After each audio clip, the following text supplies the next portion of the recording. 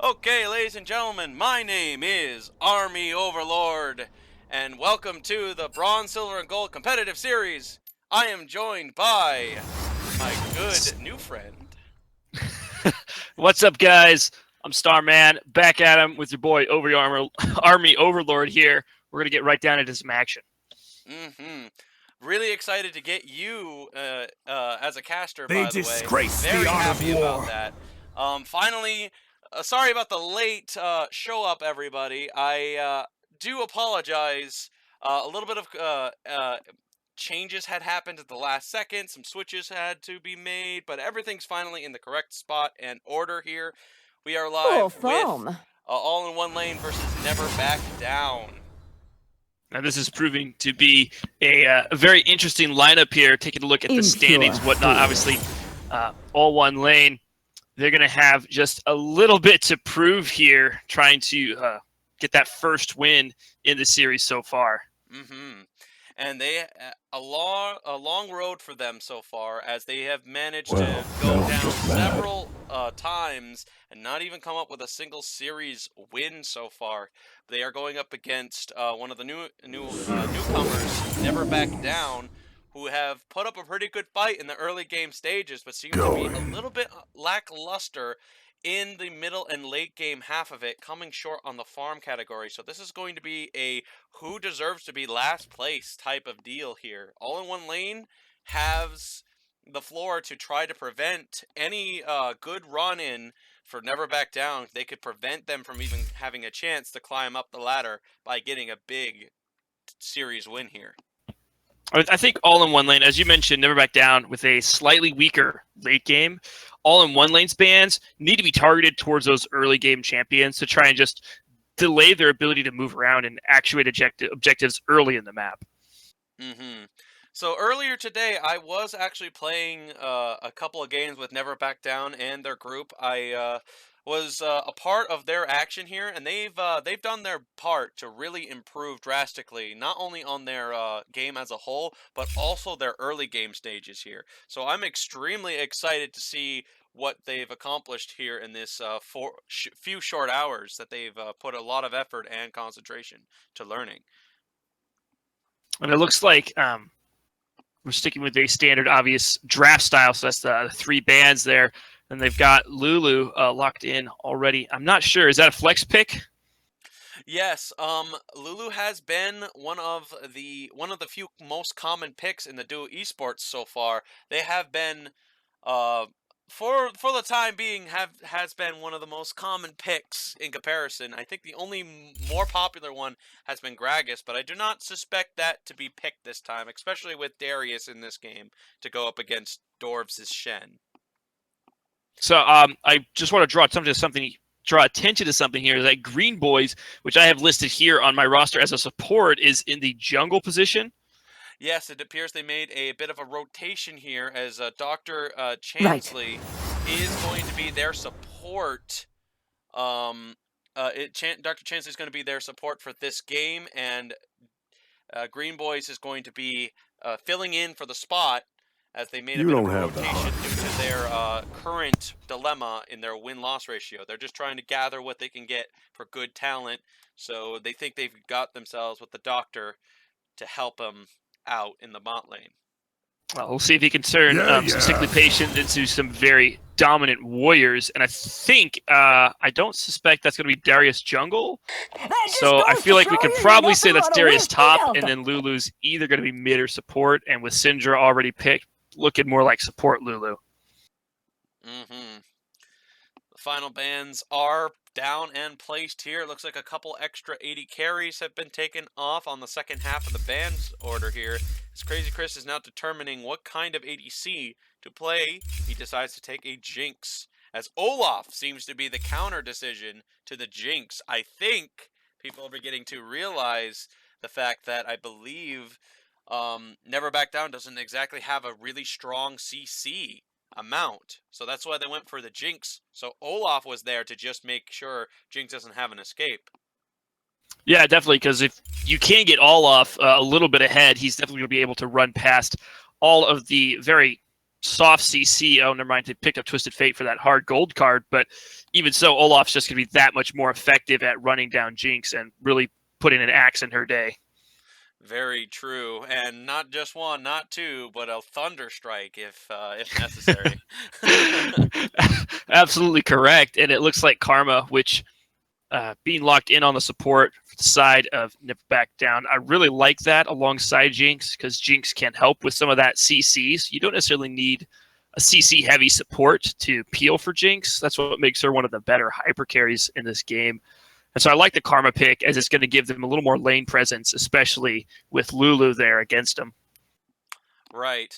So I do suspect with Twisted Fate into the game here, they're going to have a lot more coordinated attempts. I have seen a little bit in their when I was watching them a little bit in their scouting, in their training, in their practice. I have seen them improve not only in the farm but coordination seems to be very good at something they wanted to continue to improve on, like they did in the very early game. They want to keep that confidence. I've also seen them work really hard at closing games as well. I was there personally when I heard about Crazy Chris's attempts to want to end games. So that's something that they drastically wanted to have happen. And what a better way to get a good type of matchup here than to get one of the teams that are currently not doing so hot in the series so far to get a matchup to determine which team is the team that is the worster end of closing. Yeah, and I think they must have a lot of confidence that they're improved enough in their global decision making because not only do they have Twisted Fate, they have Shen. So that just means they need to be coordinated that much more in order to use Shen accordingly. Because if any time that Shen gives up any ground, Darius is going to take that in the top lane. That's a given. He's going to be want to pushing in. He's going to want to fight and force Shen out. So if Shen gives him any ground, they need to be getting their way elsewhere on the map. They need to be getting what they want. Mm-hmm. So, Dorv is a very, I heard Dorv is actually pretty strong at the Shen lane. He would not stop talking about how confident he feels, but he's up against a Darius, and Smiley does have a good understanding of how to play that champion. So Dorv is going to be struggling a little bit. Hopefully he'll be able to make plays for Crazy Chris in the bot lane. Hopefully there'll be a lot of great plays that they could set up there. They have global presence all over the map, and I'm pretty sure Crazy Chris wants to send that barrage of teammates into the bot lane. Yeah, definitely. You're going to want to look for early moves to center around that Jinx because with Twisted Fate and Shen, you have such a beautiful front and middle line that can create space for Jinx to just thrive and get all kinds of kills. But that's only going to work if you work early game to get her ahead to begin with. Now, as far as Dorv playing on Shen, I don't know exactly his skill level versus Smiley guy. But I definitely know that the Shen versus Darius matchup is a pretty difficult one to win as Shen. But the fact that he's bragging about it just makes me want to see the matchup so much more, whichever way it goes. Right. Especially Dorv has a lot of confidence in his Shen, too. He really trusts it. So Smiley's going to give him a very strong run for his money. I would say this is going to be a very tightly contested matchup. I would even predict a possible 40-minute game before we see it close. That's what I'm feeling. If it does go to 40 minutes, I really don't know who to bank on here. I like the composition of NeverBackDown, but at the same time, you gotta look over to the side of AllOneLane, and they're no slouches either. Olaf, you could say, falls off a little bit, but they have Ashe and they have Lulu and Syndra, and that's all just a lot of space for control, a lot of innate CC. Mm-hmm. And it is going to come down to CC as well. I think that Syndra, on the other hand, will make this a very difficult laning phase for Vilified Fox. Vilified is pretty good at Twisted Fate. Did see it last time. Will expect a very powerful build. I've actually, I don't know if Fred Frederson's here, but he has a very similar style to you, Fred. He really likes the Lich Bane, Luden's Echo, just popping people. So you'll be seeing his build path in this one, and I hope you'll like it. That's definitely something that's really come out the past few seasons, just in League of Legends in general, is the versatility of the build paths. There's not necessarily one set build path for these characters anymore. It used to be a lot of times with most mages, you got Deathfire Touch or Deathfire Grasp. Jeez, I forgot about that. And then Rabadon's Death Cap, and boom, you're popping people. Oh yeah, and I believe Twisted Fate, you really utilize that item as well, considering most of the time all you would have to do is to sit. The second he hits the gold card, he just fires the old item, and then he just immediately follows up with a Q, and it's just massive amount of damage, especially with the Lich Bane. But yeah, I will expect a lot of conflict happening in the top lane as well with Green Boy's anti-CC. It means that Master Yi is really going to have to be extremely fed going into this game. He needs to be able to do a lot of damage really quickly, get extremely far ahead, so that way Green Boy's advantage of not being able to be CC'd will only become a punishment for him due to losing his armor and magic resist. Right, no, that's absolutely the case. That's always the snowball aspect of Olaf, is if you don't manage to get far enough ahead, you drop those resistances, and now a 1v1 versus Master Yi, that's a bad move. You're just going to lose that outright. Indeed. So it looks like we got 4 in 1 bush here. AllOneLane is definitely definitely living up to their name and putting all their eggs in one basket, except for Darius off at the side there. Not sure I really like that kind of pose in the early, because it just doesn't give you that much vision control.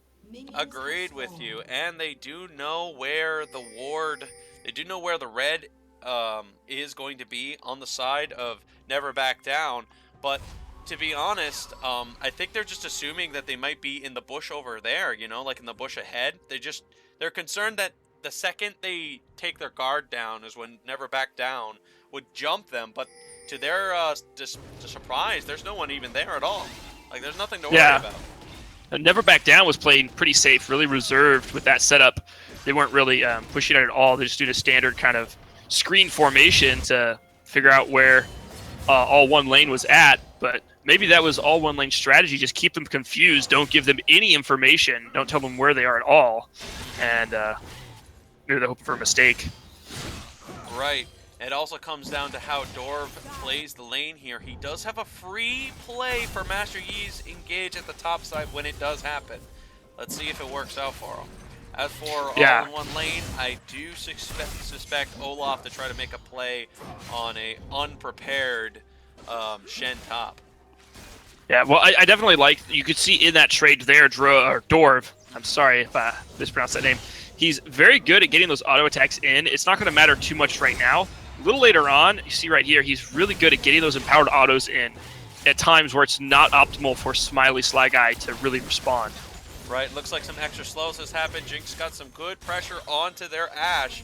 Some damage has gone through, but it does not appear to be a lot. Doesn't seem to want to commit to their trading as of yet, as it looks like both Lulu and Ashe are just trying to keep Karma and Jinx at bay so they can continue farming.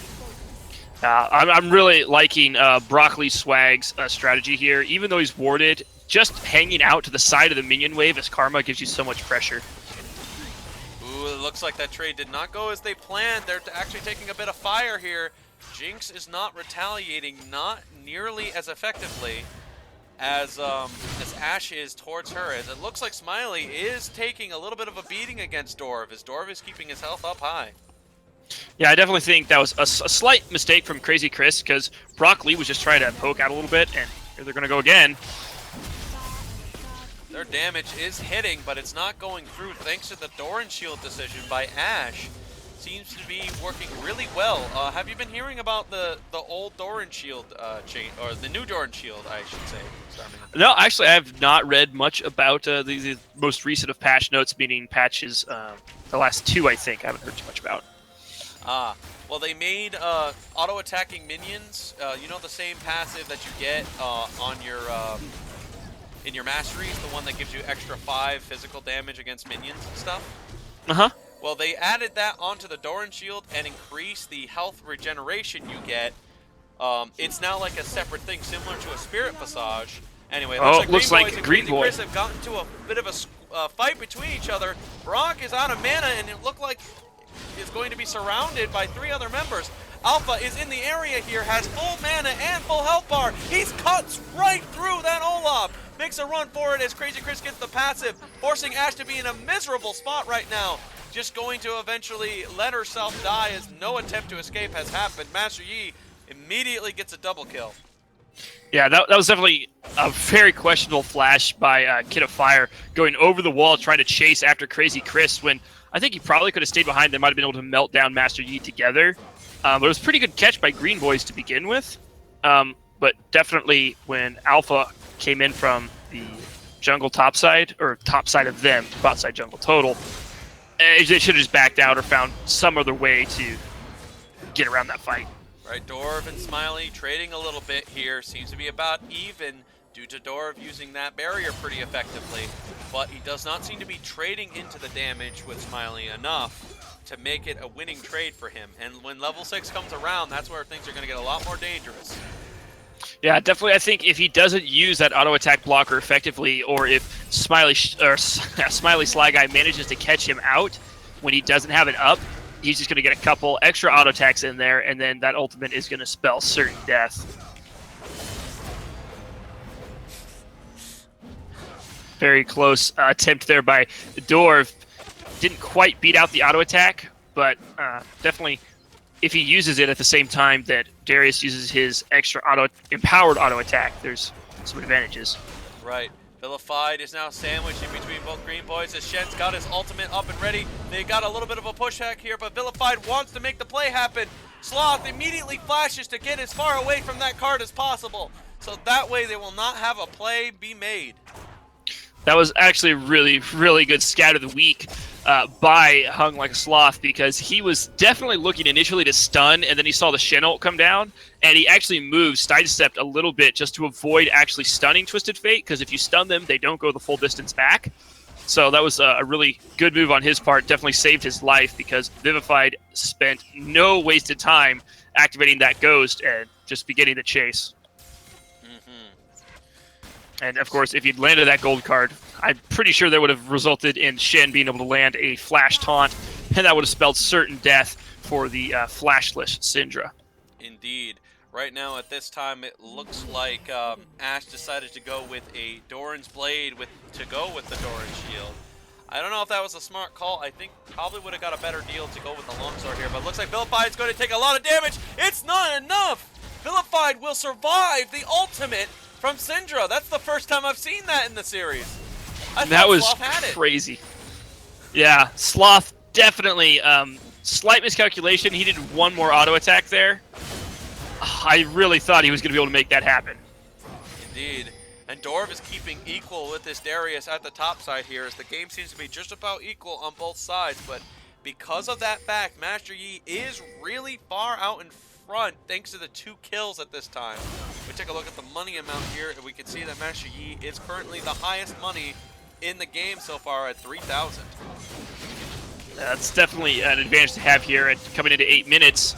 And there goes Dorv once again, just trading back. But now the bleed's going to be affecting him. Does get the shield. But definitely he's going to come out on the bottom side of that trade ever so slightly. Right, seemed to miscalculate where he wanted to throw that E. Just kind of used it at a way of a very bizarre attempt. It just kind of went a little this way, a little that way. Yeah, it was definitely a little haphazard, just a little sloppy. But he was certainly looking for a better result. Speaking of a better result, he might have gotten himself one. Master Yi does the Challenger Smite, but it looks like Dorv is not going to commit any resources to try to make the catch on Smiley. Smiley is really moving right back to the middle of the lane. I'm kind of surprised they didn't want to go for a catch on Darius, who magically got his confidence back in that situation. Yeah, that was definitely pretty awkward, but it doesn't matter. Here comes the dragon fight. Global presence seems to be working really well. Ash got nowhere to go, right into the big rocket shot from Jinx, as it looks like Vilified is caught out in the situation, tries to move away. The auto attack is not enough. The axe misses, and it looks like TF is going to try to come back here. He's in a position right now, but does not use the ultimate, as he's trying to be aware to use it as a vision to see where the enemy was, I guess. But kind of a strange decision, I'd say. He either didn't have mana to cast the second part, or he was just too low. He was very low at that point. You can see he's popped a health bot. He was under 200 health when he activated his ultimate, so I think he just couldn't find a way where he would actually survive for more than a few seconds. Right. And I guess at that point, if you want to use that as a way to protect yourself, that seems like a simple idea. Some extra Q damage. Syndra is taking a bit of a beating here, but Master Yi does not seem to feel like he can make a big play out of what he's got right now, so he doesn't want to do anything but farm. And getting Master Yi really far ahead is definitely the kind of strategy that NeverBackDown could really go for right now, because Master Yi is going to be really strong against most of these people who do not have that strong of a CC. Especially Olaf, who is mostly just canceling out CC than he is at giving it. Yeah, that just makes it really hard for anyone else to commit to something when Olaf's going to be able to just slip right out the back of that one. But we did miss kind of a little bit that gank topside. I think Dorv is really trying to save all his resources for team fights when he uses his ultimate in conjunction. Conjunction junction, what's your function? Yeah, I'm not sure he wants to use his resources too much on himself to get himself ahead. I think he's trying to save them for when they're battling with Crazy using Chris. the rocket here to get some extra poke onto Ashe, but does not seem to be a lot of fighting here, just due to the fact that the Doran shield is keeping Ashe standing, plus the auto attack from the lifesteal that Kid of Fire has. Yeah, that was a little awkward there. I'm not sure why you used the ult that early. But yeah, Kid of Fire sustained with those 2 items that he's picked up now is just really crazy. So you're not going to be able to necessarily poke him out of lane. You really got to go all in, and he's going to be lacking the damage compared to the BF that you see on a Crazy Chris. So they're going to have to look for a full commitment. And I definitely respect the picks by Kid of Fire when you're battling against a Karma, because she wants to poke you down and force you away from those minions. And if you can sustain out that damage, you can keep farming. Right. It looks like both the Shen and Master Yi appear to be in the river right now, but no call yet at what's going on here. It looks like Darius is beginning to back off from the top side, so I don't know exactly if Master Yi is planning to solo it, but he does look like he's going to try. I think Master Yi can solo that Rift Herald, I think. Yeah, I think he can, and the new Rift Herald's got a lot of crazy bonuses. At the same time, the stun does hit. The ult by Shen to save Vilified did work out for him, but unfortunately, the axe followed by Green Boys will make sure he goes down here. It looks like the bot lane is beginning to chase after him. Some auto attacks is going off. Crazy Chris goes for the ultimate. The AoE does hit the target. It goes and takes out the jungler. Master Yi does manage to solo that, which means Darius is caught in a horrible spot. And it looks like a nice kill here, as it looks like Shen appears to want to get some speed boost, and they look like they will be. I think Alpha might have used that a little too soon here. The wave is not up. Going to use that a little prematurely, I think. Definitely. I think they might be able to get it anyway, but that's a lot of damage that they're not going to have to take, but having minions definitely would have helped this a lot. They probably could have gotten 2 turrets out of it. They're just going to get the one. Syndra's moving into position here. Good stun. Alpha does manage to take it. The TP is online here. Looks like they're going to try to make a play on the mid laner, but at the same time, Darius has come to the rescue. He moves it on to Fox as he needs to move his way right out of there. Dorv's got the retreat for him as they get themselves the top tower very quickly, taking the first one and giving it to Master Yi. Does not seem like a bad idea right now. Yeah, no, definitely not a bad idea. Use really cool head there by Dorv to wait for him on that seed and not just pop it off immediately. Really like the way this bot lane's going. You can see that Dr. Chansey and Kid of Fire realize they're behind on the damage, but they're really making a case for themselves here, just the fact that they're able to keep the farm and keep fighting in this lane. And it looks like the bot lane of NeverBackDown is actually getting punished repeatedly for overcommitting when they don't have the ability to actually close the deal. Master Yi is still one of the most fastest auto-attacking assassins. Looks like Brock caught himself in a bad spot. Forget what I was talking about, and never mind, he does have a flash. He's going to commit to using it over the wall here as Green Boys takes out the control ward on the Infernal Drake. That Infernal Drake is a big grab here, so having a Vilified Fox's ult is really important for vision awareness right now. for Never Back Down at this time, while Shen's ult is also offline. So any team play will most likely not be available unless Dorv is going to use the TP just to prevent the Drake take, if that ever happens, that is. Yeah, that would be a good time for AllOneLane to try and get something off that Drake, try and make a move on it since they know the global abilities are down. But at the same time, Smiley Shy Guy does not have a huge advantage topside, so he has to be careful about that. Well, speaking of this, it looks like Ash has just revealed the fact that the Drake is about to be destroyed, and it looks like it's taken so quickly they couldn't get around it in time. Master Yi takes it out so fast, and that'll be an Infernal Drake for a very fed Master Yi. Yeah, that definitely just puts him one more cut above the entirety of AllOneLane. This is going to make it a lot harder for them to make any kind of comeback into this game, but 1-5 is not a horrible deficit. And the one kill they have is on Olaf, which is kind of good.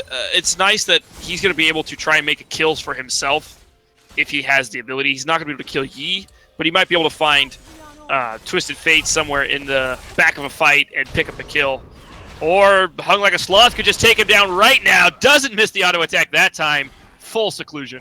Yep, and that time made sure that TF was going to go down. Fox could not survive the ultimate this time. He was so close so many other times, and it's been so close, but this time, for sure, gonna go down. No emergency help this time from Shen. Yeah, definitely just playing it really well there. Hung Like a Sloth, definitely saying, you know, you pick to take pressure away from my lane, and I'm just gonna run away with it. You look at the farm right now, Hung Like a Sloth has a massive farm advantage, and now with that kill, that is gonna be probably one of the bigger hopes for the side of AllOneLane. It looks like that'll be a mid tower here for AllOneLane. Good strategy, just taking it on the rotation here, getting a tower back for the tower that they lost over at top side here. Keep the money close. They don't want the game to get out of hand. That's exactly what has been the fault for AllOneLane so far. The game just gets out of hand and they do not know how to get their hands back on it. Most likely, it's in the similarity speaking, it's probably like some guy, some workout man trying to catch a headless chicken. It's just really difficult. That's one of the best analogies I've ever heard in my entire career. But moving back towards the game, away from the analogy, I think you're absolutely right. If they can keep those gold leads down to a minimum and just hope that Never Back Down makes a mistake mid or late. I mean, we're coming into the mid game here. We've already had some towers, a dragon taken down. Another 10 minutes, we're going to be late game. Alpha feels really confident. He thinks he can 1v1 the Darius. There is no CC that will work against him other than the pull. He uses it, but it is too late. Master Yi makes quick work of the situation. Shen comes into the rescue, and here comes the global team as they overwhelm the bot side. Exactly what I was talking about, as it completely outmaneuvers both Ash and Lulu. Their rotational comp seems to be working really, really nicely, as Master Yi is so strong now, he can now completely outmuscle the Darius, who was completely shocked at the damage Master Yi managed to do. Yeah, there's just nothing, once he was caught out like that, now they have such good pressure on this bot side. They might get 2 towers here. If they wanted to, they probably can.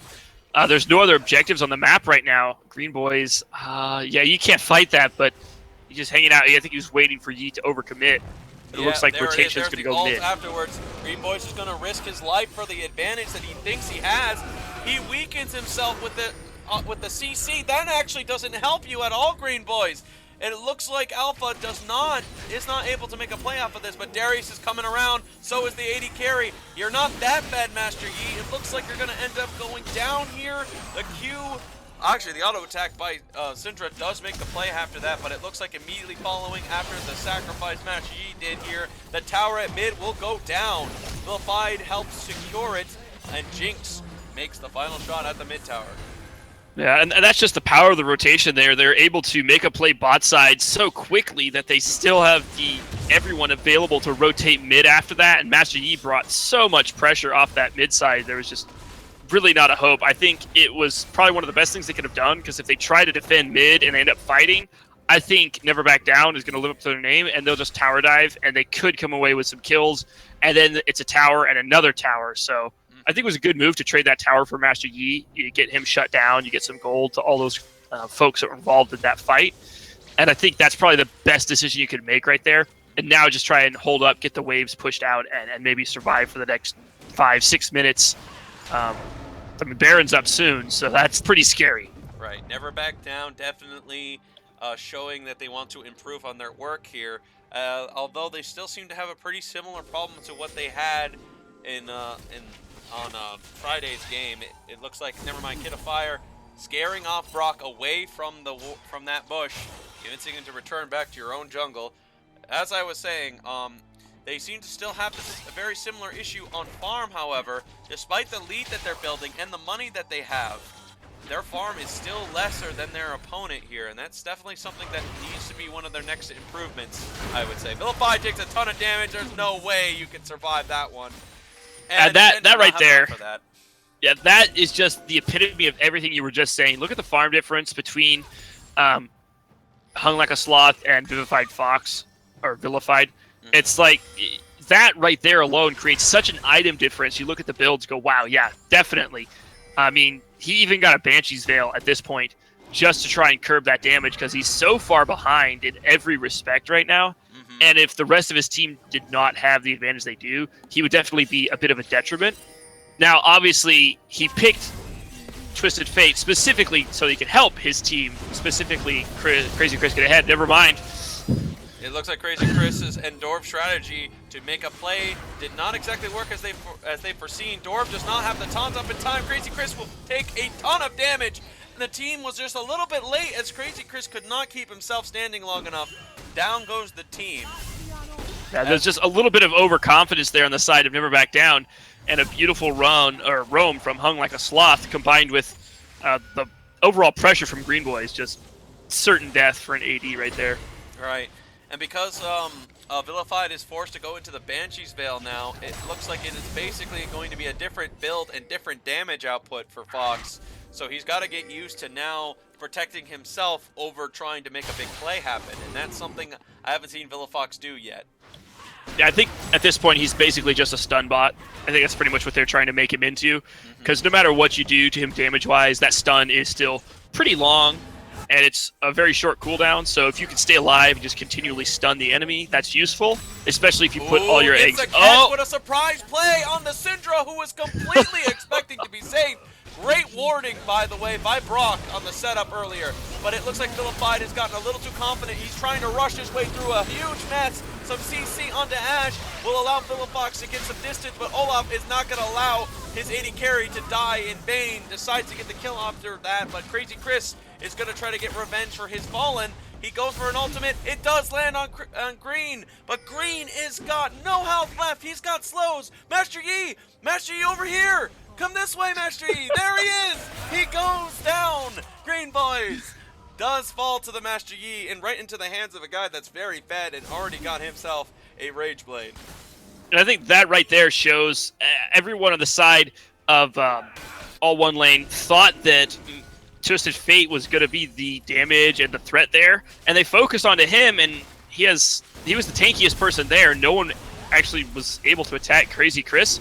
He just sat there annihilating Lulu as no one was paying any attention. So the strategy for the tanky mid laner builds definitely paid off already twice.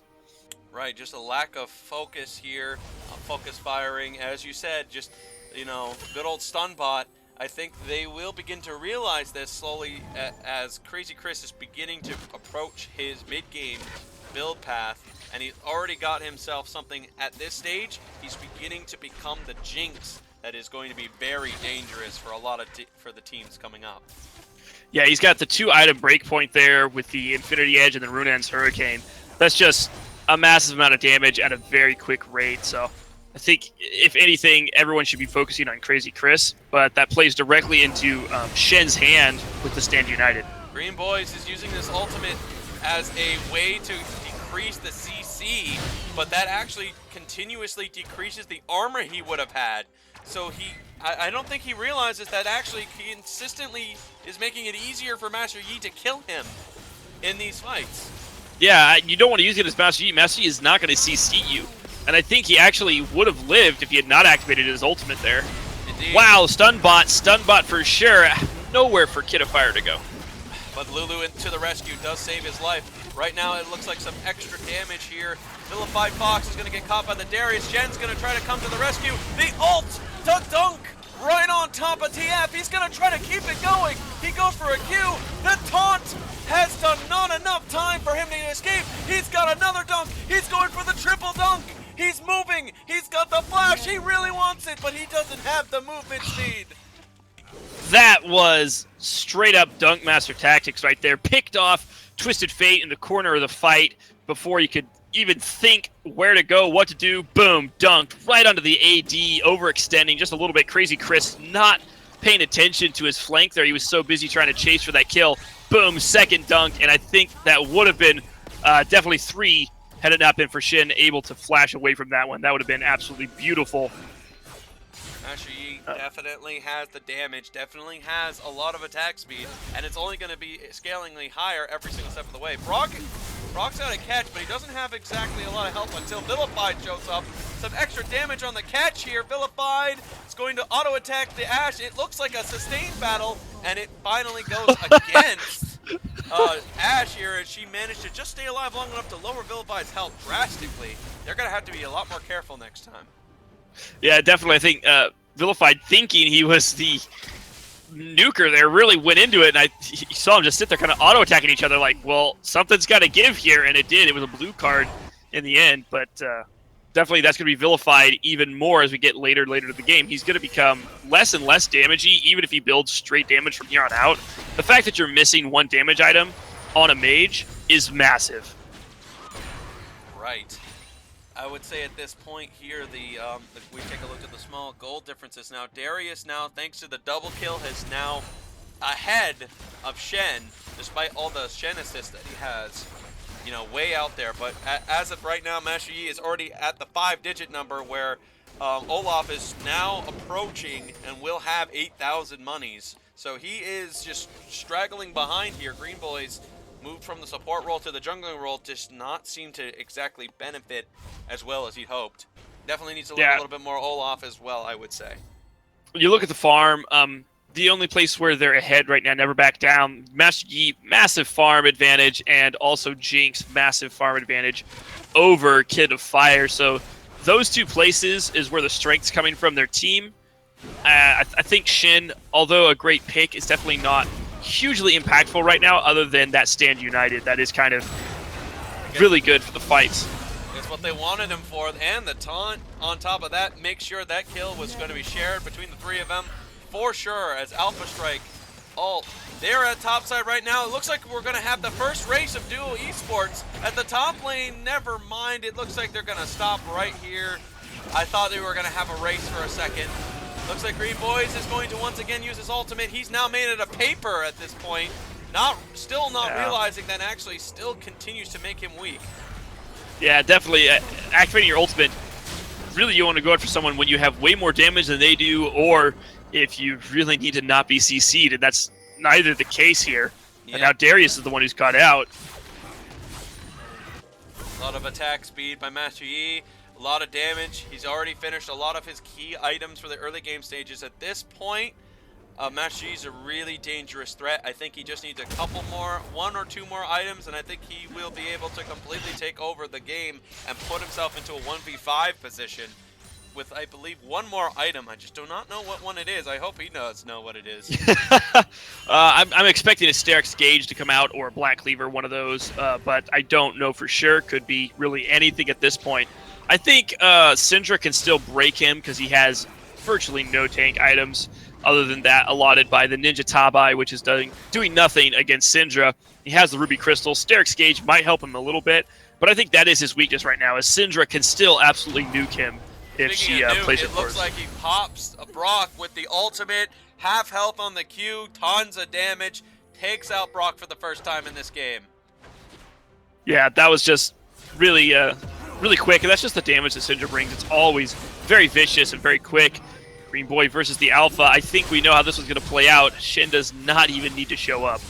Oh, not at all. That damage was so potent. Not even a chance. It looks like Ash will get some help from Lulu. Crazy Chris is going to try to 2v3 the situation. Doesn't have a support with him, and the TF was out of cards. It looks like Master Yi easily takes the Baron at the same time as that was going down here. I think a bit of miscommunication here. I think Crazy Chris thought he wasn't going to get focused at all like he was earlier, but that's clearly not the case. They paid attention to him and took him out in the mid lane. Yeah. Syndra just had to put a little bit of damage down, and Kid of Fire finished that off easily. However, during that whole finagle was going on, Smiley Sly Guy, he tried to slide in very slyly on that Baron and get some disruption or something going on, but there's absolutely no hope there. They're going to be able to pick up this Dragon to convert some of that, but at the same time, it's a Baron, and they're pushing at your top door. They are, and they're finally sending in the cavalry here. Meshi got CC'd, he got ulted, he dodges the ultimate using the Q to go invisible, or untargetable I should say, and takes out the Syndra on the trade back. So that's going to be something scary for Syndra to realize. Master Yi can avoid your ultimate. Yeah, it's just like with a Zed ultimate, you have to be very careful when they're using that, and you need to be aware of what's going on. Alpha Strike is kind of bogus for that reason. It's had subject to a lot of debate exactly where the frames are at that allow you to dodge, but right there we just saw it happen, and it was very nicely done. I think if you go back and check the damage charts, it might say on his death that the damage was dealt, but if you watch the replay, it looked very much to me like the damage was not dealt from that ultimate. It's so unclear. Held up. Cat of Fire not expecting that red buff plus the range. Crazy Chris gambled a little bit there. Doesn't have the support with him. Does do some good damage onto their AD carry as they're trying to run away. Green Boys take some extra slows, extra CC. What a burst damage by Vilify. Takes out the support rather quickly. Dorf is moving into position. As he's standing up closer, Darius gets the pull, hits some of the carries in the pull, but does not get the play he's looking for. Crazy Chris takes a ton of damage from that press down by the W. Yeah, but that's going to be Hung Like a Sloth, really showing how those spheres of darkness can bring about massive changes, huge wave clear potential, and managed to get 3 people with one of them, including Crazy Chris, who's now under half health, although he does have the Guardian Angel, so they need to be careful with that. Here comes the Alpha. Trying to get attention over at the top side here. Kid of Fire doesn't want to be anywhere near this destructive beast. He's going to finally start auto-attacking him. Alpha needs one more auto. He does get the auto he's looking for, but here comes the reinforcements. The Q goes in activated, but Master Yi goes down in that confusion. The rest of NeverBackDown is pushed their way all the way to the front. The car comes off, but hits the tower on it. It looks like Jinx is on a rampage. She's going for the Penta. And it looks like the Darius runs into the Nexus, does not want to be the first one to ever give up the Penta. Crazy Chris is on the Penta rampage. Will their team actually commit to Smiley to make this happen? Crazy Chris does not seem to be any interest in that right now and decides to go make a rotation. Trying to keep his cool at this point here. He still has a chance for the Penta. Will he take that opportunity? He goes for the pull here. Crazy Chris is focusing the objectives. I think it's the smart call, but I don't know. I think Crazy Chris is all business right here. He is all business. He's giving up the dream of the Penta. He just wants the win to get that first one in the series. He's gonna get some good autos on that Darius. He realizes now he got some good ones in there, but does not want the first Penta of Duo Esports competitive series. What a close one. I thought he should have went for it. That was definitely very, very tempting. You saw him kind of think about jumping up on the Nexus there and battling Darius 1v1 under the fountain, but obviously he's probably got the ears of his teammates there saying, hey, let's focus these towers down, and no matter how much you want that Penta, you want that win just a little bit more. It looks like the boss, our boss Dota just said, stop playing correctly and go for the Penta. That's definitely what everyone wants to see. No one cares if you're closing out the game correctly. Let's see those flashy plays. Let's see those pentakills. Thirsty, thirsty, thirsty. But it's just not going to be the cards yet, although we still have some game left to play. We'll see. And if you're talking about pentakills, Jinx is a great champion to get a pentakill on. Not necessarily easy, but easier than some other champions. right now, Master Yi has gotten well over 100 farm in comparison to Green Boys' farm amount. You can kind of see physically and mentally the difference between these two junglers now. There is just no way Master Yi is a force to be ignored. But at the same time, they almost gave away a pentakill during that, where Jinx simply got no attention at all and just overwhelmed the target in front of them. All their ultimates are back online, so at this point they're just kind of waiting for the play that they want to look for. Crazy Chris takes a lot of damage, but does have GA. It looks like Vilified has recognized that and decides to use the gold card immediately afterwards. And Syndra goes down on the trade back. This looks like a victory one for NeverBackDown, but we'll see. AllOneLane still has a chance to hold off. Some CC has happened, some damage has gone through. It looks like Vilified gets ultimate back.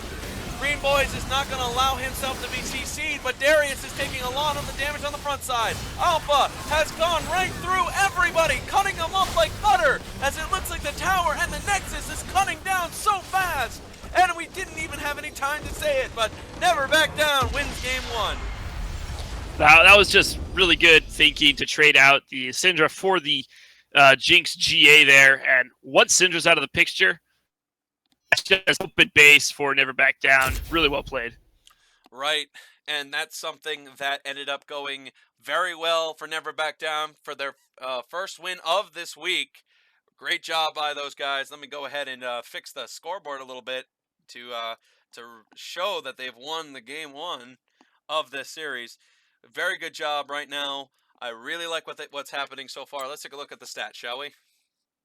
Yeah, let's do that.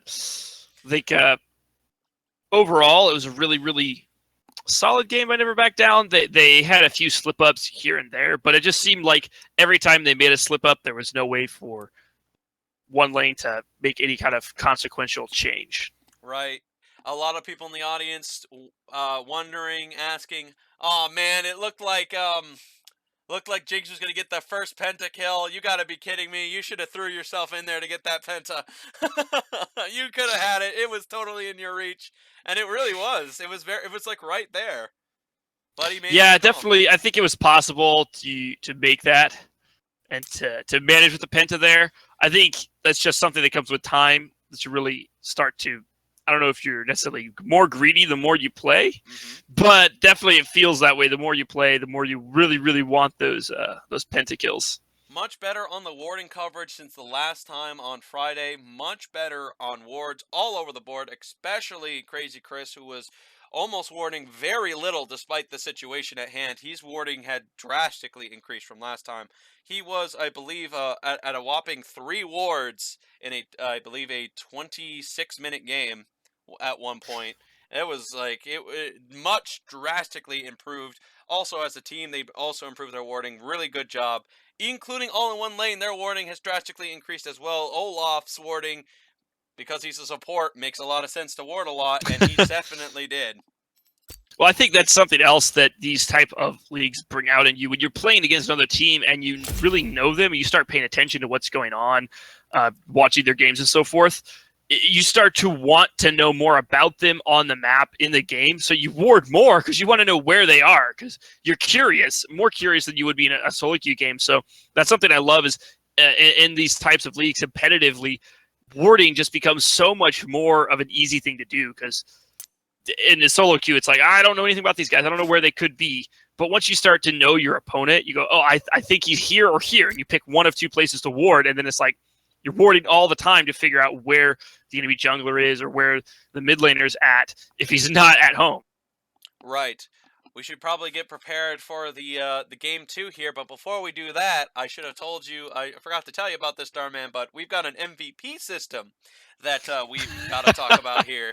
So, okay. So to let you audience at home, and for anyone who's new, and also you, Starman, we got ourselves a nice little MVP system where, if according to the series, we pick ourselves the game 1 MVP, the game 2 MVP, or 3 depending, and then finally the series MVP. So in the series MVP, we go bring it into the caster lobby. We have a quick interview with them, just for everyone to know at home. So let's pick ourselves a game 1 MVP, shall we? I'm actually looking at Door with a total of 0 kills, 0 deaths, 15 assists. That's possibly the best possible outcome for your for a top laning tank. I don't think you can really get a much better one than that. However, his farming does kind of drag him down a little bit. What is your opinion? My opinion, Dwarf was doing an amazing job at accomplishing what he was doing. I think I wanted to see a little more impact overall in the game. He had some really, really good stand Uniteds, but I'm really leaning towards Alpha. I think the early game presence of mind to be around when Olaf was trying to make that play bot side that started the ball rolling, and then he was continually being really bold and aggressive that was gating them ground all over the place. So I'm leaning towards Alpha, but that's not to take away from Dwarf. It's definitely a really impressive performance. Not dying on a tank, either you're doing something wrong or you're doing everything right. Exactly. And, that's exactly the kind of mentality that I was thinking when I made my decision about it. But I think you swayed me a little bit here. I think Alpha, you're absolutely correct. He was able to completely negate any Darius advantage that was there for him. He completely negated Green Boys, and they could not send only one person to deal with him. They actually sent the whole team, which allowed other gaps to be opened. And that's one of the things that Master Yi, when you have him, is very, very good with. Just getting attention, able to make a threat happen, able to take towers quickly. That's the kind of guy that you really want to have as your jungler when you have a Master Yi like that. And I gotta give it to Alpha. You got game 1 MVP. Let's get ourselves for game 2 to see if you can repeat your performance. That's what everyone wants, is MVP and then repeat performance. He's hungry for that clean sweep. I'm sure be wanting to win the next game and win the MVP. And if someone wins the MVP for both games, you got to give them MVP for the series. Oh, absolutely. It's just mathematics at that point. 1 + 1 = 2. You can't win. You can't lose. Exactly. At that point. Yep. And as everyone knows, 2 could be as bad as 1. Yeah, very true. Very true. All right.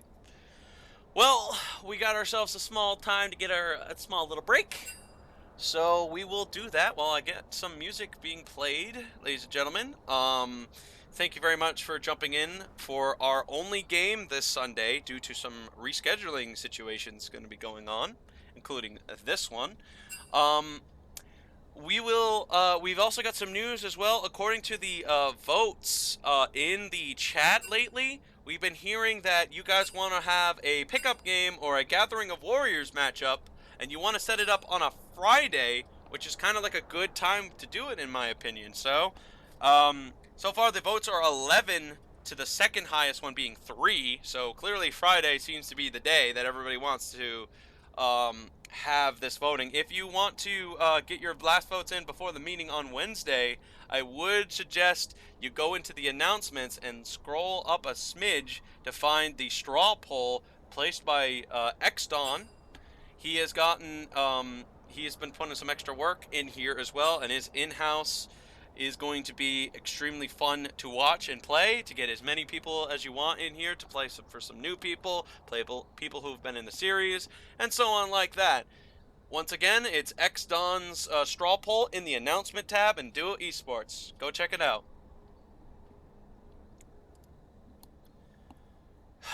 All right, there we go. There's my shameless ad plug-in for Xdon. I like it. No, Xdon needs all the plugs, dude. Yeah, indeed. I have a lot of work ahead of me. I'm like doing. I gotta thank everybody in here. Everyone's really pitching in and doing a lot of work. And Fred Fredersen and I have been carrying the casting for a while now. Fred Fredersen's a pretty solid guy, and of course, always mad respect to Army Overlord, one of the best casters. I don't know, story time, if we have time for a story. So we do. The first time that I met Army Overlord, he's a friend of Xdon's from a while back, and he was going to start casting with us. And so he and I just sat down and started casting the game together.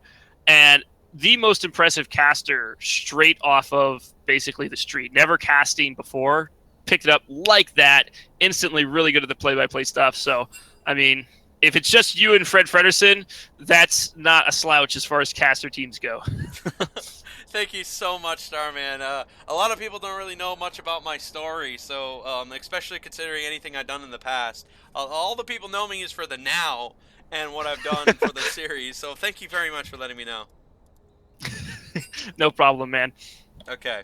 Well, with that being said, I'm going to go ahead and play some quick music while I go ahead and give myself a small bathroom break. Thank you very much. If you've got anything you want to say or any type of self-promotion you'd like to do about your Twitch, I believe you still have one, right? I do have a Twitch. I do. Don't stream too much on it, but it is on every now and then. That's Twitch /Starman95. So shameless self plug there, but yeah, definitely looking to be a little more involved with this one, and haven't streamed a lot by myself too much, but appreciate you giving me the chance to plug myself there. I'll be back momentarily. Good music, everybody.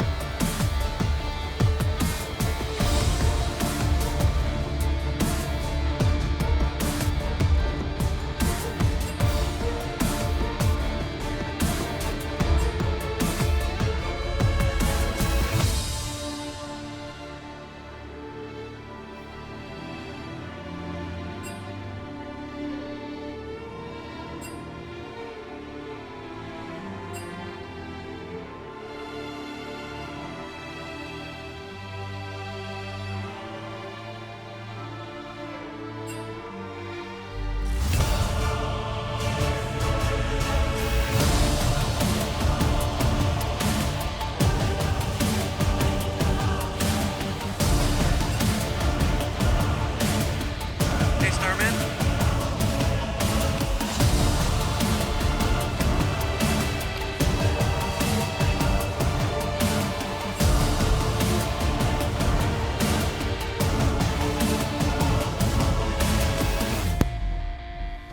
Starman? Yep. You gotta move over a little bit. You gotta Say again? You gotta go to the spectator spot. You're blocking that. Oh, fighting their bit. My bad. I went to get.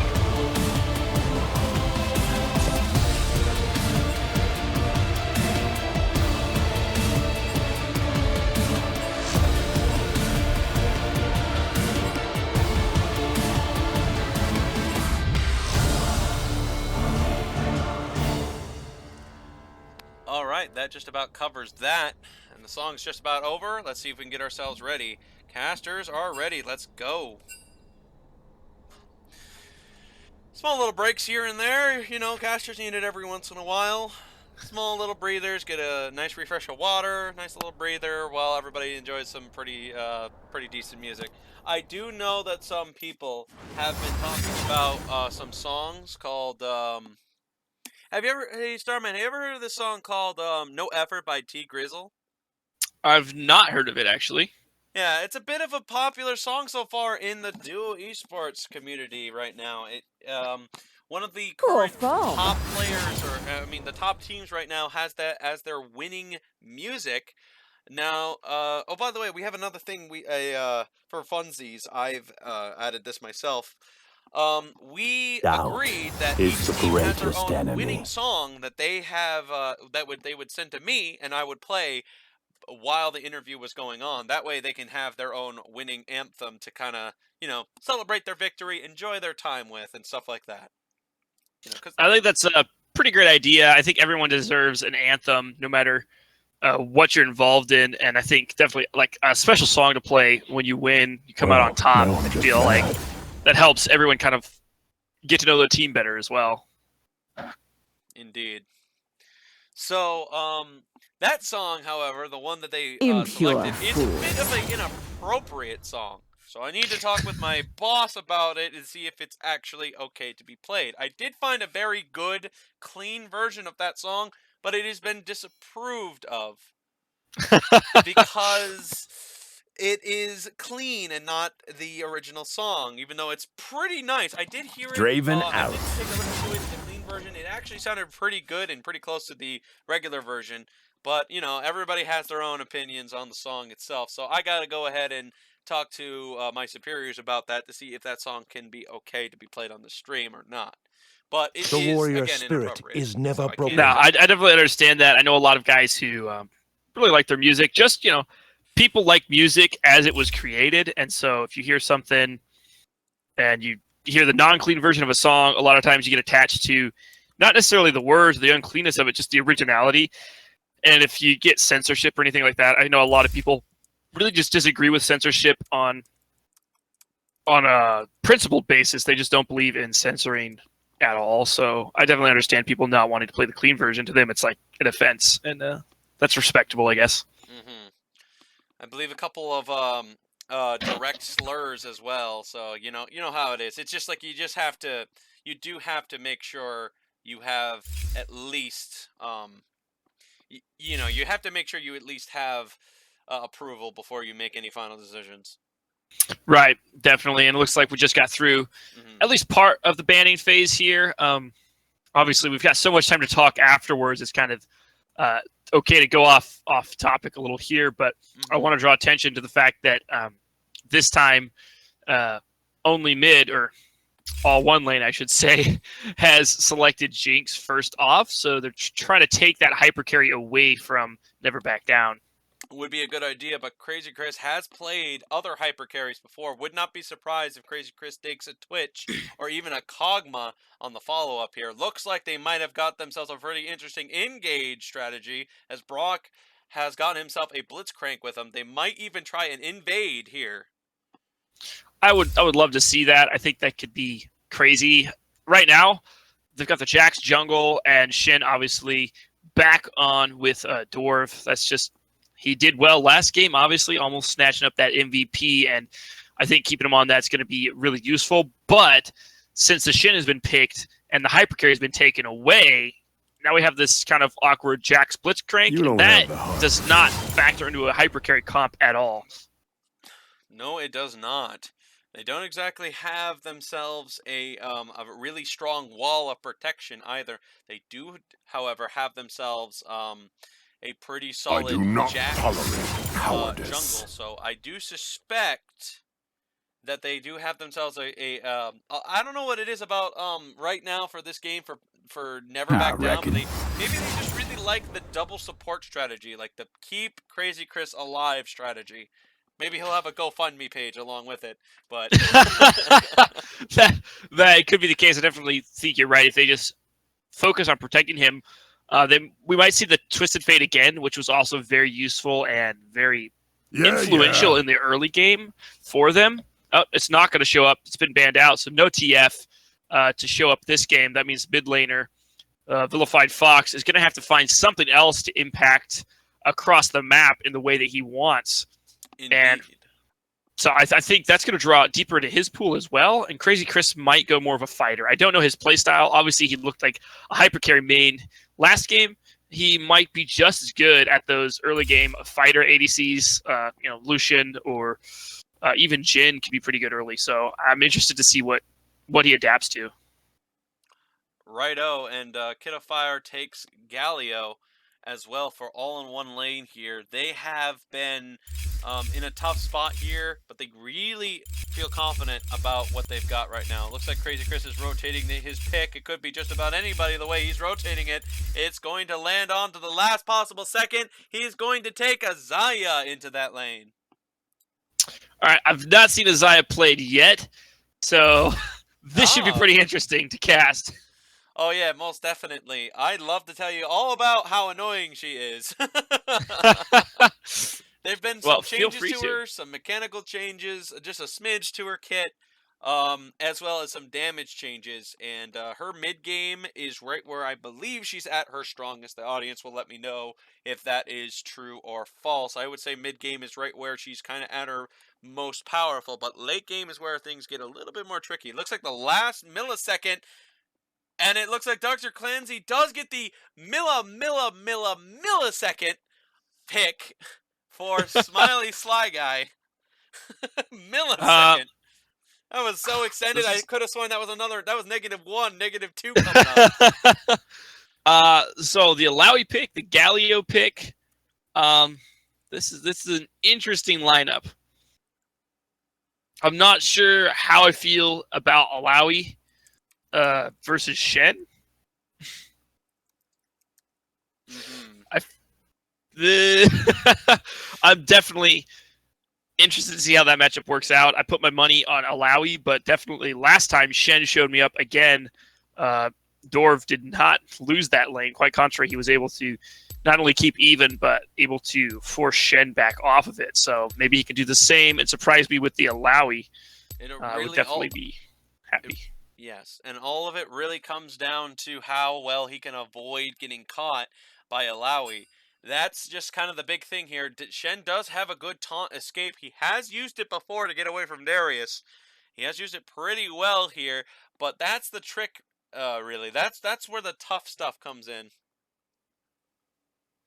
I don't know Yeah. exactly. I'm sorry, I didn't mean to cut myself off there. I don't know exactly how well he can avoid the grab and then the beat down by the tentacles. That's exactly where the strength of Alawi comes in. And if Smiley is very good and very on point with those, it would be really excellent to see Dorv on the defensive for once, as Jax will be the carrier in the jungle for their team, as they're kind of relying heavily on a Blitzcrank Shen combo to keep the enemy in the position where Zaya can really get some good damage in. So, how much of Zaya do you know, by the way? I actually have not even watched the Champion Spotlight. I know that she was released, and that's it. So please inform me. We have all the time in the world here. Indeed, we do. So there's a bit of a catch to her. Her and Rakan are boyfriend and girlfriend, and as such, they have their own special abilities that kind of enhance each other's abilities in a certain way. But because Rakan is not going to be played here, I'll just stick with what Zaya is able to do here. Zaya is a type of champion that really damages really well on return shots. She fires little feather pellets advance like right past her enemy, and if she gets 3 planted right past them, she can rake it back in, causing them to be rooted for massive amount of damage. The more pellets you can get out there, I believe the maximum you can get is 10, and it is massive amount of damage. It is tons of damage. It is really powerful, and it does a lot. She has a way to make more of those feather pellets come out, and she can really catch people, which is, I'd say, pretty good for a Blitzcrank who's also designed to put people in a nice spot for Zaya to get So set up. I definitely see then, yeah, a possibility of Blitzcrank standing right there in front of all of them and then pull a enemy into an area, then instantly Azaya has the advantage she so craves. Indeed. Not only that, but she also has a way to double her attack speed by basically attacking twice. She has an ability that allows her to attack with a normal auto attack that follows up with another feather pellet and then attack, which is a different one, of course. Sorry to not to make this any confusing. And she can attack really multiple times onto a single target a lot and very fast. Her ultimate is a multi-pellet shot where she fires 5 pellets directly in front of her, and it spreads right in front of the area of range, but while that happens, she becomes untargetable, and therefore can dodge any type of skill shot that has been sent into the nearby vicinity, including avoiding Syndra ultimates, Yasuo hurricanes, and all the sorts of skill shots. You get the general idea. She can avoid it. And when she is also allowed to rake all those pellets back in, so she can make a huge amount of damage on the follow-up, which causes a really nice root. So she's Huh. just basically the kind of champion that likes putting the damage behind them and force them to step into the damage. Cool. I look forward to seeing this in action. And we Should will. be pretty interesting. Crazy Chris seems to be pretty experienced with it. Got the level 6 on Zaya, but does not seem to have the level 7 like Shen and Jax does. And definitely the level 7 is maximum cravage as far as League of Legends players go. Most of them very into accolades and so forth. So getting that level 7 is a big driver for a lot of people that play League of Legends. So definitely nice to see some people here who achieved that with the champions they play. Indeed. Hey, do you remember that good old Nocturne passive from way back at the beginning of the year? That's still here, by the way. Which one? I think he has 3 passives. Yeah, I meant the beginning of the game passive, the one where, you know, like we look at a black screen of the map. Oh, yeah. Still here, huh? Yeah, still here. Interesting. Yeah, they never seem to fix that yet. Weird stuff. Yeah, weird stuff. Well, hardly anything can be done about it.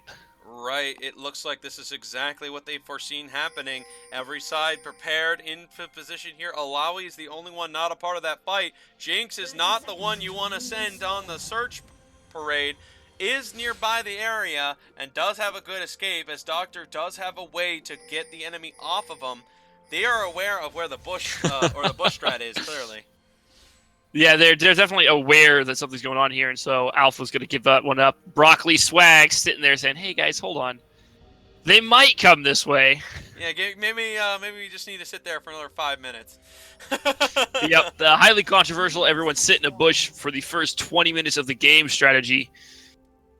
I don't think we're going to see that one come through. Never fails. Never fails. Always succeed. Wait a minute. Brock currently decides to ward on the blue side. Does Brock have a plan to steal the blue on the enemy side? He might. If he does, I'd be not only impressed, but also surprised. I don't think it's worth it necessarily. And now that they're already aware of what's going on, they're going to pull that blue out a little ways. Brock is still he might get himself killed here. Yeah, he's really gambling his whole life on this success rate. He goes for the pull here. It is not as low as he was hoping, and Green Boys does get the secure here. Lots of mana lost here, but the pressure has convinced Zaya to farm freely at the bot side to get some early leveling. I would like to say it's possible he was hoping to expel the aggro on it.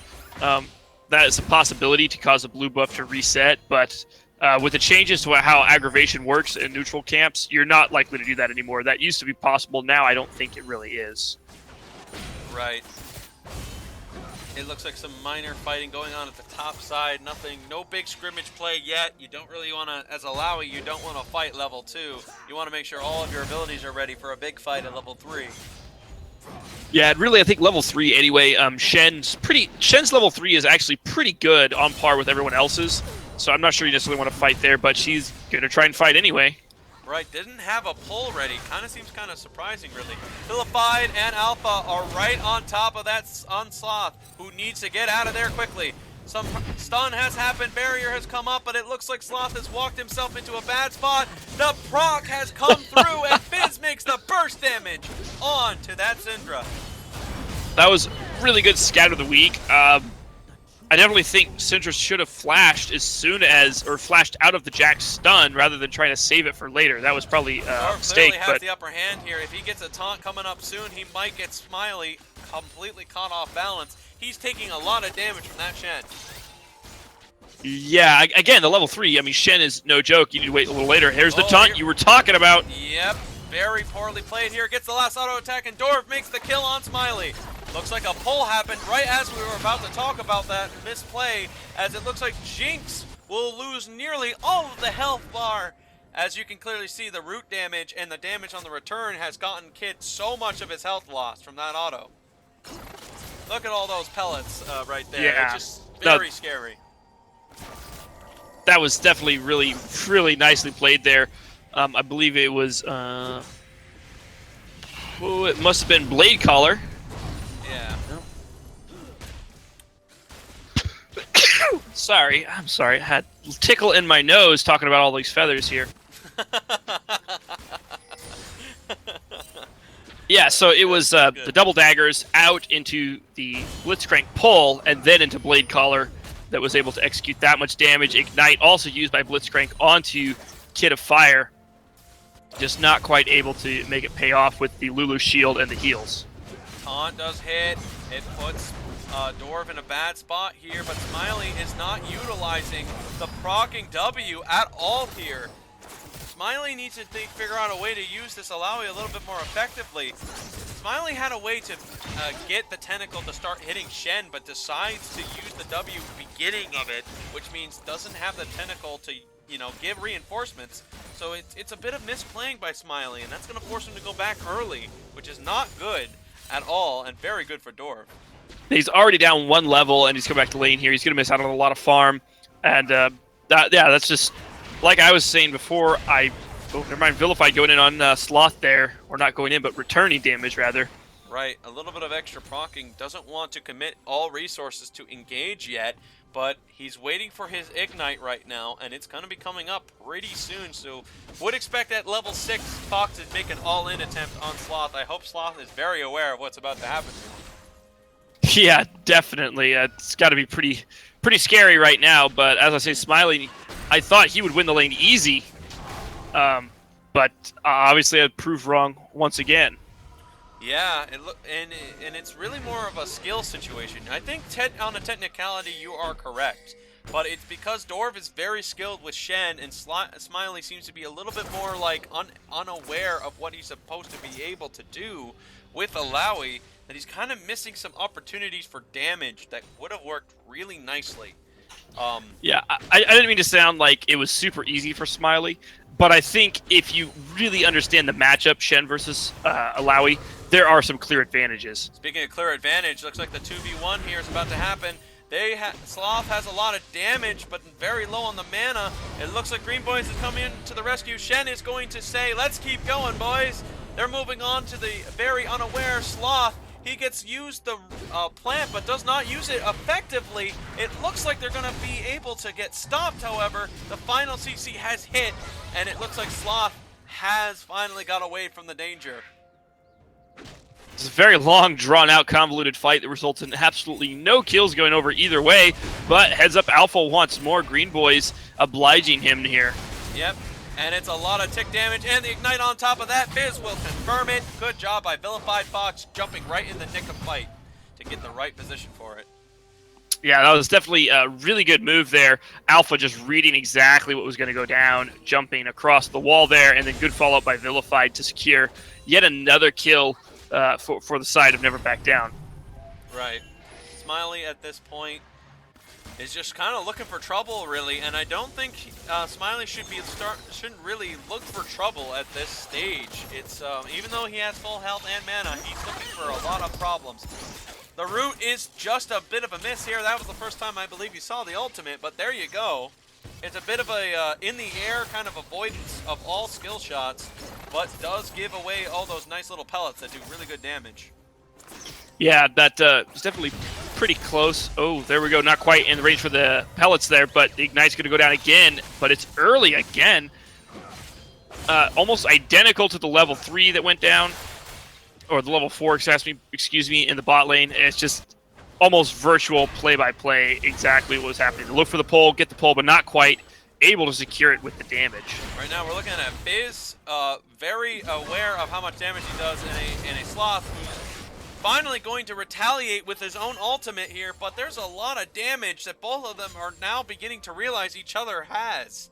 Now it looks like at this point it's just a mistake, that's all it takes, and it looks like Sloth was completely not expecting Alpha to use that much to get into range here. Smiley is struggling right now as he does not seem to know what to do about the situation at hand. It looks like the pull was on point. Green Boys is going to step away carefully away from Brock, as it looks like the CC was just not there.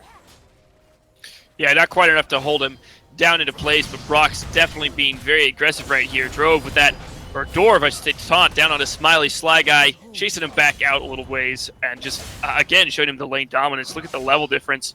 A level, but also Shen's almost 2-level advantage, which is that critical space that is the farthest the game will allow you to level or out-level your laner. Typically is 2 levels, and then it starts giving EXP bonuses to the under-leveled player. So that coveted 2-level advantage is going to be coming through pretty soon, I think. Yes, and you're absolutely not wrong about that. Fizz is now in the better position here. He is currently able to make any type of play or any type of engage he wants, and he's going right for items that is going to make it even easier for him to do his job. I believe should be going for the Proto Belt to just make his dash an extra dash for him. Yeah, the Proto Belt is such a great item, especially if you're getting a little ahead already on an assassin. It's just really great. I'm Brock. Needs to get that pull down. There comes the feathers. He hits the pull, but it is still no mana by Crazy Chris to do the follow-up or any route setup at all. So even though Brock is getting these plays to work, he's just not getting the right positioning. But maybe he might get it this time. Some CC has happened, but Crazy Chris once again does not have any mana for this. It's a little uncoordinated engages that's actually sabotaging their chances here of making a play. And now Brock is out of mana as well. Fires another hook, and now he's actually sabotaging himself entirely. It looks like some plays has been made here. Green Boys with the reinforcements coming in with his ultimate. Some extra poke here. Crazy Chris had enough mana for the ult to try to avoid any extra damage from hitting. Right now, it's a fight here. Fizz has missed his ultimate. Hung has got himself in a terrible spot. The flash after the death means that Fizz has pretty much got a kill for sure. That's some style points right there. Extra special flash just for him. But yeah, that was really awkward engage. I'm not sure why Brock was trying to force it so much when Crazy Chris didn't have mana, and Dorv just committing wholeheartedly to it is going to give Alawi a little time to gather those resources back. Green Boys, good use of the ultimate, and he showed up and more or less neutralized a situation that was already going to be pretty neutral. So not sure. I think his ult was probably about as useful as Shen's. And Fizz catching out Sloth in a bad spot is extremely good for Vilified Fox, who is extremely able to make some good catch plays. I believe this is only miss so far from his ultimate as of this moment anyway. Yeah, that's got a total turnaround from last game. Vilified Fox was definitely under the influence of Hung completely, but hold on. What is Broccoli trying to do here? A little I don't know. He's attention grabbing, clearly, I would say, at this point. It's really bizarre.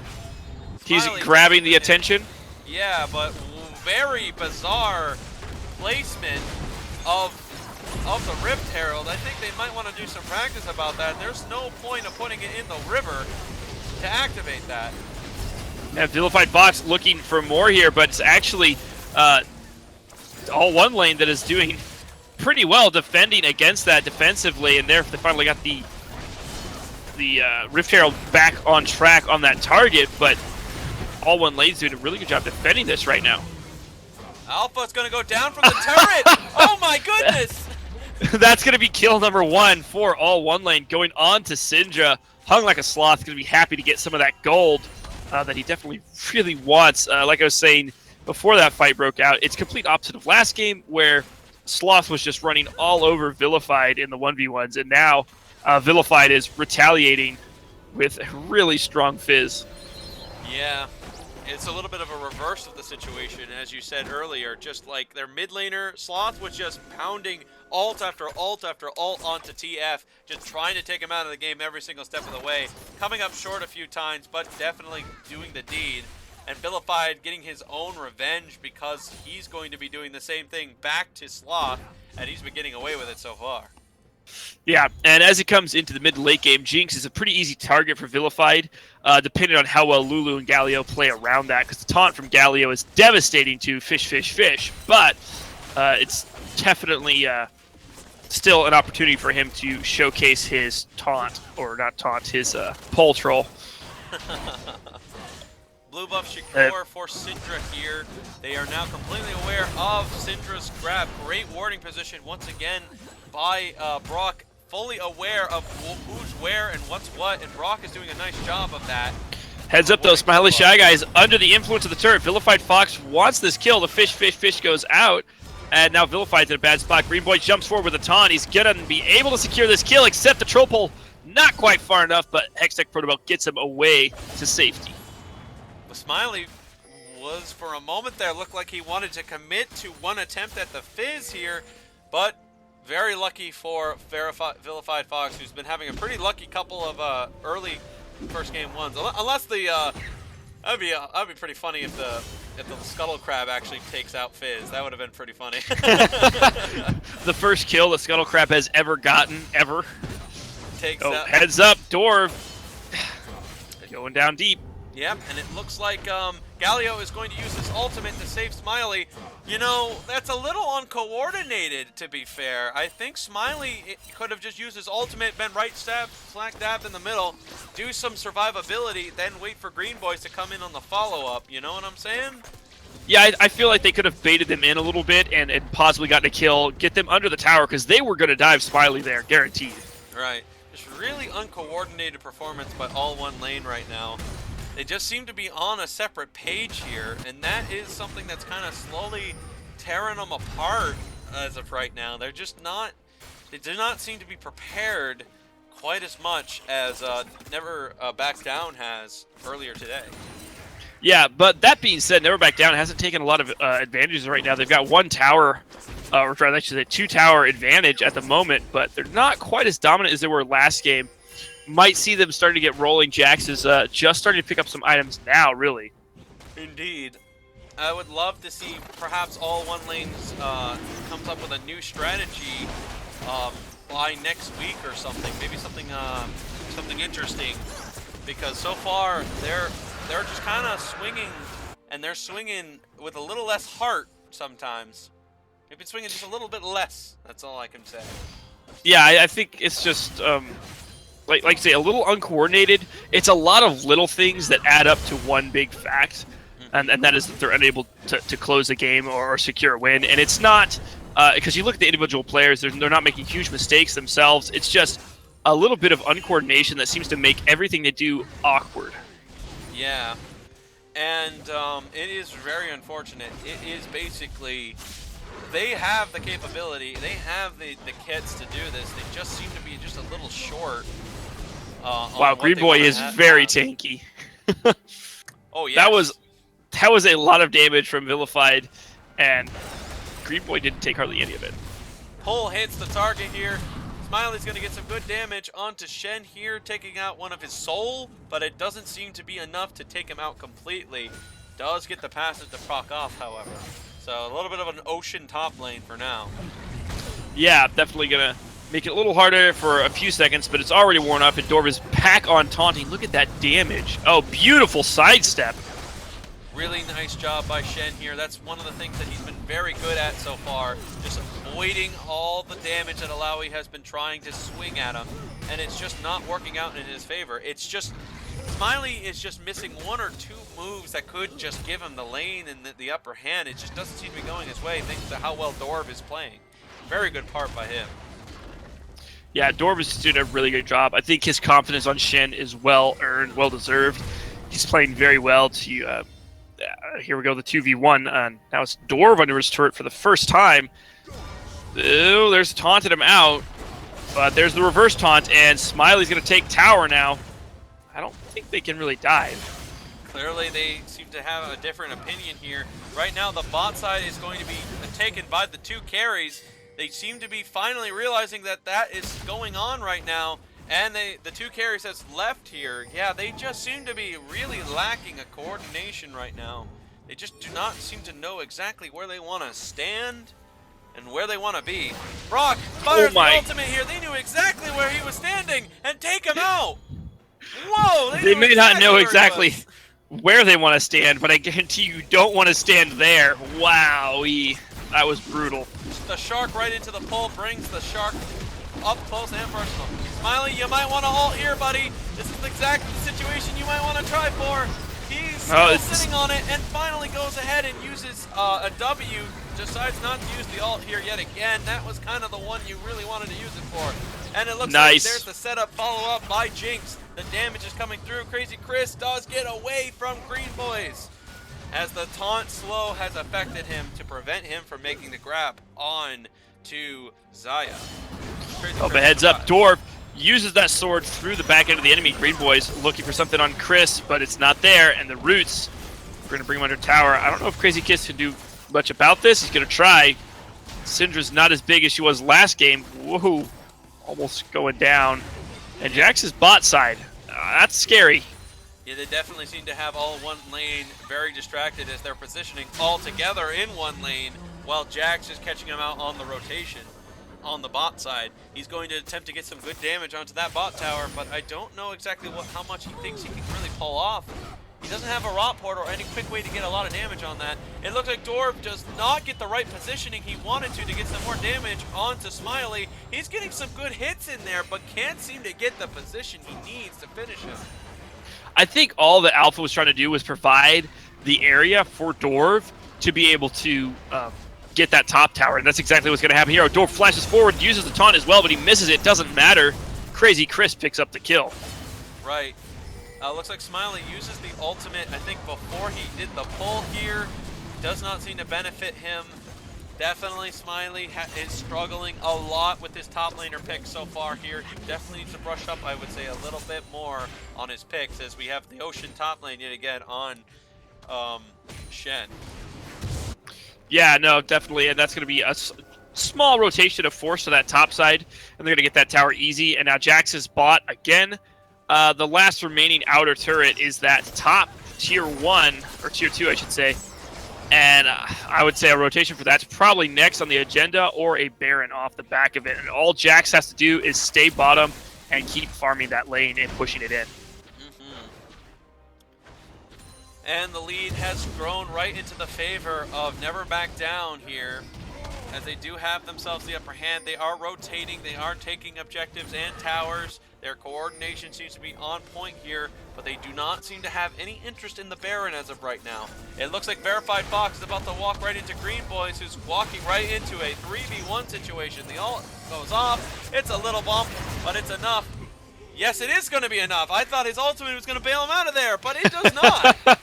He's going to go down. So much tick damage coming in from the Fizz, E-Proc, and the Ignite that was on him. Just absolutely melted. Absolutely melted indeed. It looks like some ward clearing here by Blitzcrank here. A drastic improvement in warding yet again, as both sides are warding very nicely. I mean, look at this map coverage. You can see every single area and nook and cranny of this entire jungle, can't you, Starman? Yeah, no, it's crazy. It's all blue everywhere. There's just great vision on both flanks here. Looks like Jack's going to pick up that dragon, actually, for him. Well, they're not paying attention. That's going to be a Wind Drake, which is going to help their rotations even more.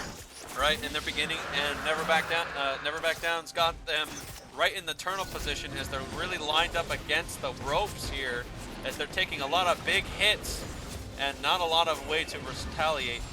Brock does not want to make the attempt to try to pull that Galio over. He would have been defenseless, but I guess he just doesn't feel like that's the smart call right now. I think his pull was on cooldown. I might be wrong about that, but I think his pull was on cooldown. Ooh, very close. Yeah, you might have been right. Very close, as Green Boys just narrowly, by the smallest of pixels, avoids that kill. Yeah, that was definitely a pretty sneaky way to slide out of there for Green Boys. And the control advantage here is huge. Shen teleports topside. There's the pick onto Dr. Chansey. Has to use the flash to get out of there. Blitzcrank does not want that support to get away, but Dr. Clancy is going to use his ultimate. I don't know if he needed to use that, but for the sake of purposes, I think he might have made the right call. Shen has Stand United available. Brock Lee is very caught out in this situation. There's no team members close to him. The closest is going to be Crazy Chris, and that's still a ways away. Right, Crazy Chris. Oh, here comes a kill. It's going to be a lot of things he's got to deal with, and it's not enough for him to get out of there. Kid of Fire makes the kill as he's slowly getting his lead. They have a good chance to fuddle around Kid of Fire and get some good damage on the kills here.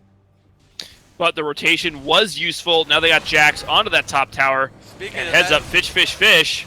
And the fish gets delayed just enough time for Syndra to make the kill happen on the trade back. Is it going to be a tower grab on the top side? It's AllOneLane is really just caught out of, are just all over the place, and just so, sorry, NeverBackDown is all over the place, and AllOneLane can't seem to figure out how to handle this situation. Yeah, definitely NeverBackDown, living up to their name. They're just going for lots here, and whoa, that's some damage. Polymorphed is Alpha, and he's gonna be in a bad situation leaving this space. Yep, Pop goes the Jax, as that will be one of his very few deaths into this game. Dwarf is getting chased by Smiley, but Smiley finally decides to go back to the farm. Yep, gonna go back and get that gold. I gotta say, I would like to see NeverBackDown do a little more methodical stuff. They're making sacrifices. They're sacrificing one player almost for one turret continually, which isn't bad. I think it could be done a little bit cleaner, but they're still making progress and getting advantages. This is one of their, you know, they are still kind of new to the series in a way, so they have, so they are making some improvements along the way. But you know, when you can get good things out of one thing, it's really nice to comment on the fact that you did a really good job with what you were doing. However, yeah, I do concur with what you say. Sometimes it'd be a much cleaner of an option if you could just get just the tower and nobody has to die for it.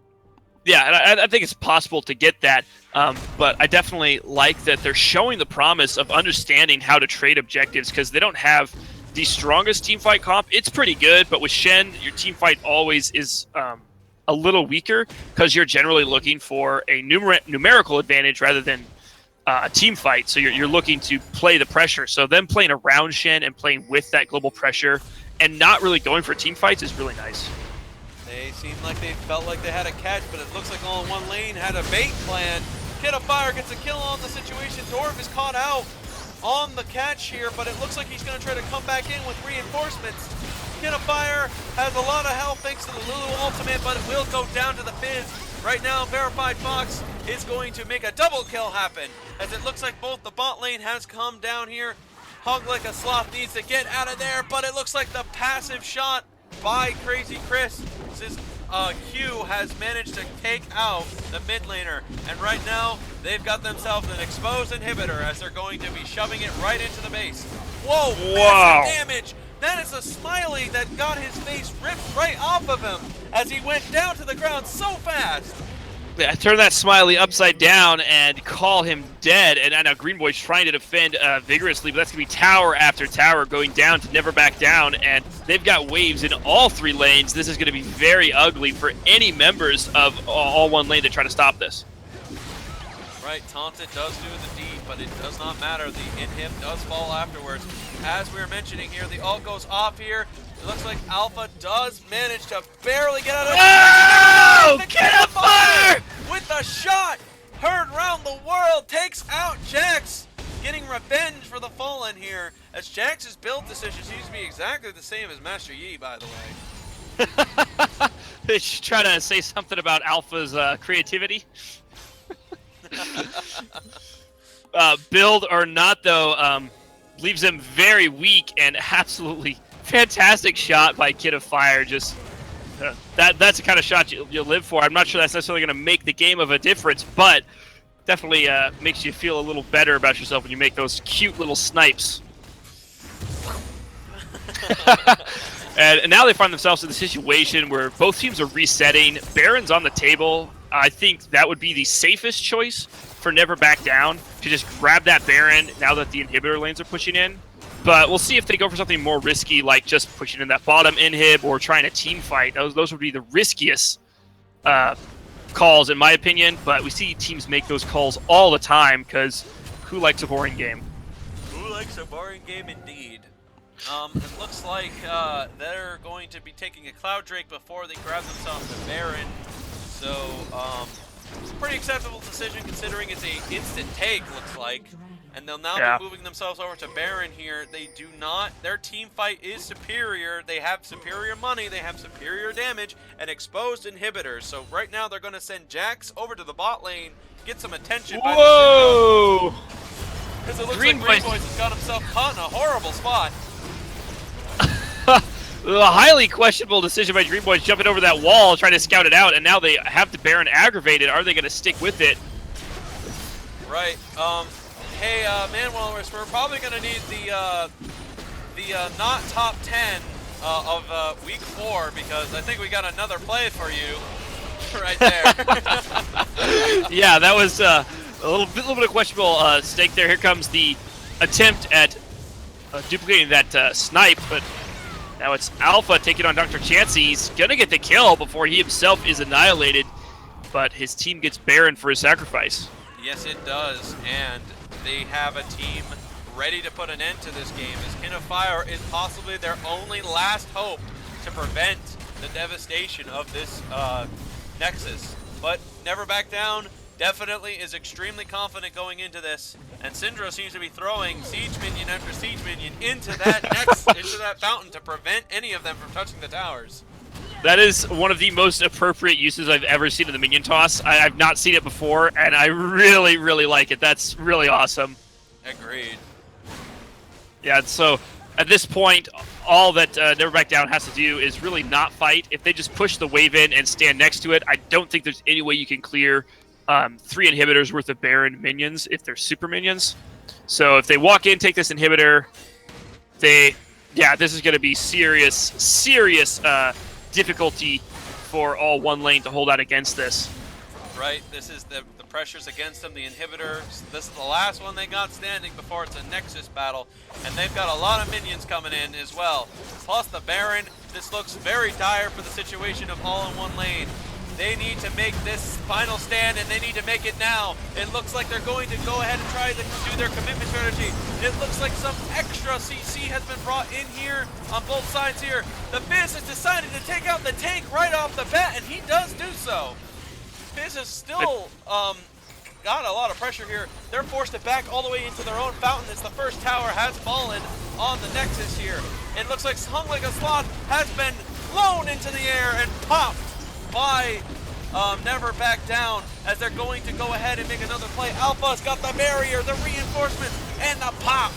This is going to be the final play coming into here.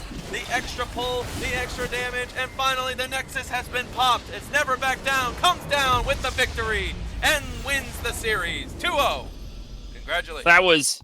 That was really, really solid play by NeverBackDown, and my heart goes out to AllOneLane because there was so many good personal plays there, but every time it came down to being in the right spot, getting a good rotation or something like that, they're always just a little behind. And I feel like it's worse here because NeverBackDown, both games, they played extremely wide, expansive compositions where they're always pressuring one side of the map, then the other.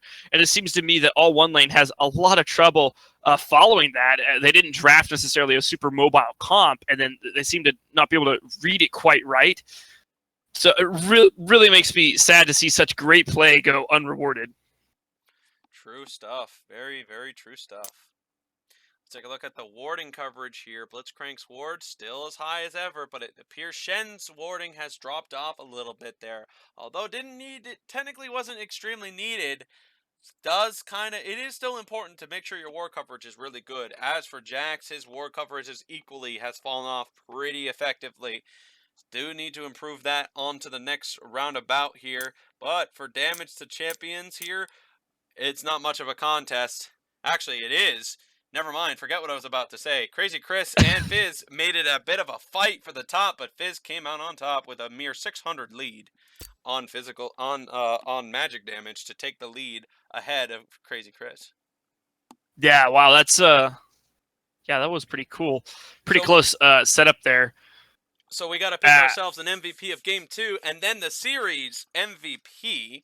So, Alpha, although kind of slipped up a little bit in some situations, didn't exactly get the play he wanted to at a few steps of the way. Vilified Fox definitely filled the gap as the team's carrier and made it so he was a big target and focus, while Crazy Chris was almost nearly untouched for most of this game. So I say Vilified Fox got Game 2 MVP. I would 100% agree with you. I think Vilified Fox is MVP, but I want to talk just a little bit about Crazy Chris and his role in this game. It was so awkward. From laning phase all the way through to combat, it was almost like you're watching Talon bot lane. I don't know if you ever played with like Talon Blitzcrank bot lane. It felt like watching that because it was it was so unorthodox and weird. Crazy Chris never really had an opportunity to pop off. He went 3-0-6. Okay, he never died, and he was there for at least 9 kills, but it just never came together. And I really want to see more of that. I want to not of it not coming together. I want to see more of this off meta stuff, but I want to see it work a little better, and I want to see it kind of I don't know, utilized a little bit in the team comp. It felt like that game, everyone on Never Back Down was just doing their own thing. It felt like Dorv was doing kind of whatever topside, never got touched. And then Crazy Chris and Broccoli were trying to get this weird thing working together in bot side. I just want to draw attention to that and open a dialogue. Like, what was that about? Somebody tell me. Well, maybe we can even ask him in person for the series MVP, which, by the way, for Game 2, what is your pick? Game 2, Vilified Fox is definitely my pick for MVP. I agree with you. His board coverage was very consistent. His damage was highest on the team. He became the main target. He made a lot of great plays. Got some revenge against Hung against Loth. He definitely deserves it. Good job. He gets Game 2 MVP. But let's pick ourselves a series since Alpha and Vilified Fox both got Game 1 and 2. Those are two different numbers. So that means what does 3 mean? Like where do we have our series MVP? Okay, so here's the thing, all right? I want to look at consistency throughout this series. And if we talk about consistency, you're going to naturally gravitate towards the top lane. And this top lane, Dorv, look at the consistency. 2 games, he didn't die at all. Okay? Yeah. So this just goes back to, you had Alpha. I thought his performance this game was lackluster, considering what he just did. I was expecting more. And vice versa, if I were to watch this game and then watch the first game, I would expect way more out of Vilified Fox, because his impact this game versus last game was totally different, just completely inconsistent. So I think the full series MVP has to go to Dorv. Yes, and I can concur with that, but at the same breath, we can also give the same type of props to Crazy Chris's 80 carrying as well. Although it was a little bit lacking in both sides in the farm category, continuously performed very well damage-wise, was one of the carries that did a really good job, even gotten himself into a position for a pentakill, which he forthwith ignored the opportunity entirely. So I do feel like he should be punished a little bit for that, for not even trying to go for it. I mean, come on, Chris, it was right there. This is what you get, Chris. You want MVP, you better go for those pentakills. This is the precedent we're setting here. You want MVP, get a pentakill, then come back and talk to us. Well, I'm joking, of course. Although let's not take any backtrack into anything. Towers taken as well. We do have to admit that Zaya did take a lot of great towers on top of that. So did the tower taking by Matriyi with Alpha on the previous one. So it's a bit of a kind of a tie in my opinion. Crazy Chris and Dorv kind of equal, but 0-0 and 15, then 1-0 and 8. That's really impressive supporting numbers as it is, where Brock kind of fell off on that regard. So I would say he was a very consistent supporting top laner. So I'd say Dorv, you and I, although we are in agreement of this, I'm gonna go with you. I'm gonna agree with you. I'm gonna say, all right. I'm gonna say we're gonna go ahead and pick ourselves a good old-fashioned top lane MVP on the Dorv. Congratulations, man. Meet us in the go to the general lobby so we can get your interview in. Congratulations, Dorv. Yeah, and I think that's just, there's so many good players here. It's hard to pick one and set them on a pedestal above the rest. But when you talk about consistency, I just think Dorv was there both games, and Chris, I don't know, we just didn't see anything of him this game at all, which is weird. That's not that he wasn't doing anything. He obviously was. I don't know. You know, it's caster choice, and that's my choice. True, and it's a very close one that is very much deserving. Let's get Dorv in here, shall we? Dorv, congratulations, man! You got yourself your first MVP. Woo!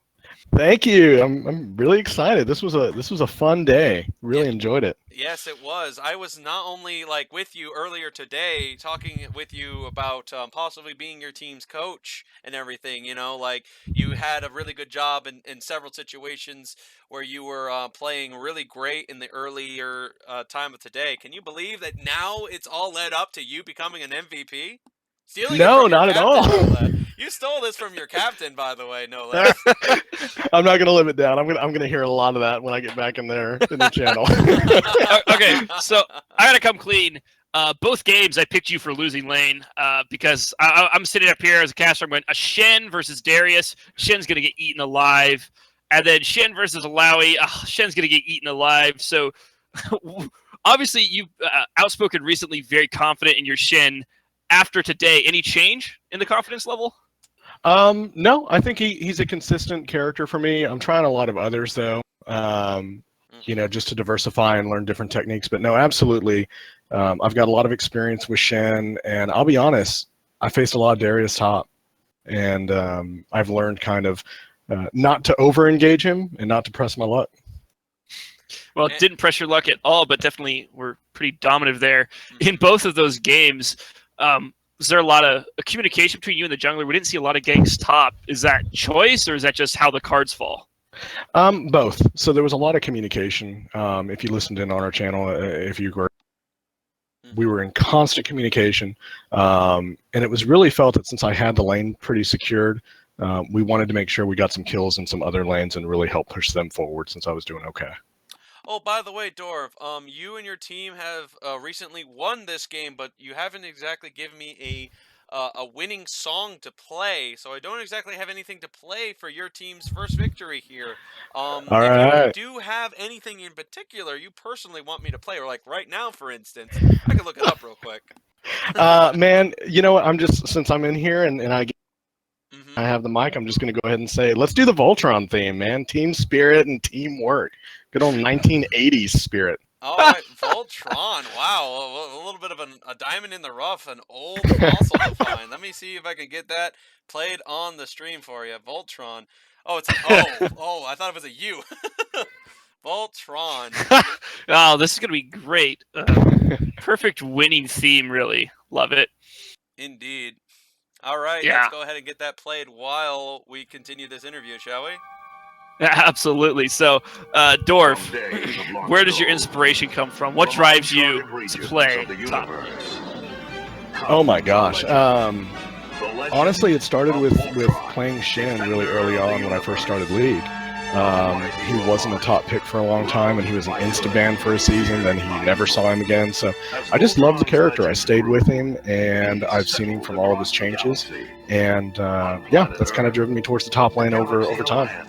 So if you've played Shen over many iterations of Shen, what was your favorite iteration of Shen? Oh my gosh. So to be honest, there's things I love about the current Shen. Obviously, I mean it's working, right? Yeah. But I do kind of miss the poke. I do kind of miss that throwing of the blade, the old Vorpal blade they had. But generally, I'd say he's in a good place. I like his current iteration. And so both games, we saw that you guys were kind of almost built around Shen, not necessarily specifically him, but built around a comp that had pressure in a lot of different areas. Is that because you play Shen, or do you play Shen because this team allows you to play Shen because of the way they apply pressure? Probably a little of C, all of the above. Yeah, they let me play Shen. He's got a lot of global presence. I've played him in almost every lane. Love or hate it. So take that as you will, right? But, wait, you said every lane, right? Yes, at some point or another, there has been a mid. You're that mid lane Shen, huh? Yeah, once or twice. Okay, all right. So, Dorv, I believe that should just about wrap up our rather short interview for you. Sorry about that. Let's go ahead and get one final question here from both of us. I think I'll go ahead and start off with my question with you. So, NeverBackDown's first series win puts you guys right into the standings, puts you right closer to the middle of the pack. What do you feel? Do you guys feel like you're going to get yourself into the top 4? Going to get yourself right into their opportunity to get yourself into what could possibly be a good playoff opportunity for you guys? Absolutely, no doubt about it. Nice. Great. No doubt about it. That's some Shen confidence that I absolutely respect. What do you think, Starman? All right, so I just have one question. How hard is it to roll out of bed when your cojones are so large and so heavy? I mean, what's your secret? How do you get out of bed every morning? I have a 2-year-old, so that helps, right? They're gonna get you up regardless. That's no. Oh, that's terrible. Okay, all right. That's my only question. I'm out. All right. Thank you very much, Dorv. I'm sure your team's got a lot to talk to you about. I'm assuming that about Crazy Chris's lack of a penta. To be fair, let me just. Okay. That was a team decision. We take blame for that one. We were yelling at him, "Don't do it! Don't do it! Don't risk it! Don't risk this beautiful thing!" He was so close. Listen to me. He was literally one catch and grab from having a penta, and none of you guys. Oh, we let him down. We let him down. It's the first one too, by the way. It's the first one. No one has gotten one yet, so you basically prevented him from being the first guy. Yeah. It's a shame. It's a shame. Anyway, see you, Dorf. Thank you very much for showing up for the interview. Thank you, gentlemen. Have a good one. So, Starman, welcome aboard the crew. I'm so happy to have had you a part of this. This is the final game here of Duo Esports, the competitive series. This is the final game of Week 4. See you guys around at Week 5. By the way, we'll be having a meeting eventually to determine whether we will have a Friday set up for a pickup game with several people in the audience, including people who have no team or people who have a team. So be prepared for Friday. This is Army Overlord here with Starman. And we are glad to have casted you guys. Thank you very much for being a part of this series of Week 4. And thank you very much for being around to support all of us. We really appreciate it. Thank you very much, guys. We'll see you all next time. Thank you very much.